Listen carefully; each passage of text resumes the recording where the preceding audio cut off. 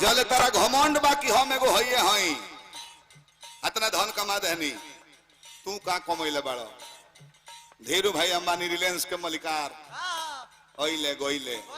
कौन काम रुक गइल दुनिया के मालिक राम ओइले दुनिया छोड़ के चल गइले कोनो काम रुको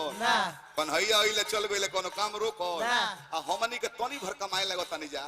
तो घमंड बाकी हम ना कमाएम तो बाल बच्चा के होई अपना घरवा में देवलिया पर ताक ली हो दो तीन पीढ़ी के फोटो लागल होई तारा पहले उहो लोग कहते कहते चल गइल बाकी चैन बाकी हो के किसी को चैन है नहीं जितने लोग बैठे हुए हैं किसी को भी अनुजी चैन नहीं है हमको भी नहीं है चैन होता तो रिस्क लेके है कोरोना बीमारी में हम गावे नहीं रह चैन नहीं है साइकिल वाला बेचैन बा कहिया मोटरसाइकिल की नहीं की पौडी ना मारे के पड़ी मोटरसाइकिल ये चैन में बड़े वो बेचैन बा की बोलेरो की नहीं तो पूरा परिवार घूमती जा बोलेरो वाला बेचैन बा की जल्दी से बेचो स्कॉर्पियो ला की गचकी में गुच गुच को स्कॉर्पियो वाला फेरा में बा एगो फॉर्च्यूनर किना जाई तू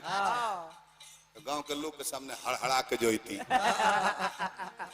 फॉर्च्यूनर वाला चैन में बा ना महाराज वो बेचैन बा कि एगो 1.5 करोड़ के BMW कार आइल बिया वो लिया जाए तो जिला भर के लोग जान जाए अब BMW वाला बेचैन बा एगो हेलीकॉप्टर किना जाइत नी तो छत पर से फूर दे उड़ जाती तले बाछी छुआ देलो होगा में उड़ी गइले गइले होगा में चैन के हो कने का सब है बेचैनी में बा मालिक आ चैन बा कहां तनी भर बुझले बबर हो जाय चैन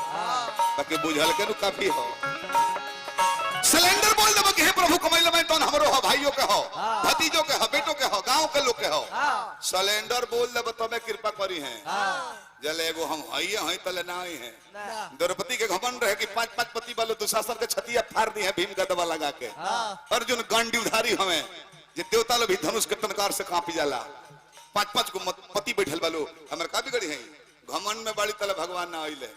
दादा भीष्म कृपा जादे सुधामा कंड विकंड विषसेन विदुर धृतराष्ट्र जैसे महारथी बैठे हुए थे पांचों पांडव जब मुड़ी नीचे कलहले तो बोले भगवान ना आइले आचर धइले बड़ी अपने आप पर बात की धइले बनी बचा ले तले ना आइले जब छोड़ के सिलेंडर बोल देली नु हे कन्हैया हे भैया अइब तो अब तहरा बहन के इज्जत बाची ना अइब तहरा बहन के इज्जत जाई हमार कुछ बाना नारी बीच सारी है कि सारी बीच नारी है चिन्हाते ना रहे 10,000 हाथी के बोल के दुशासन फाक के बैठ गइले सिलेंडर बोलली तब नु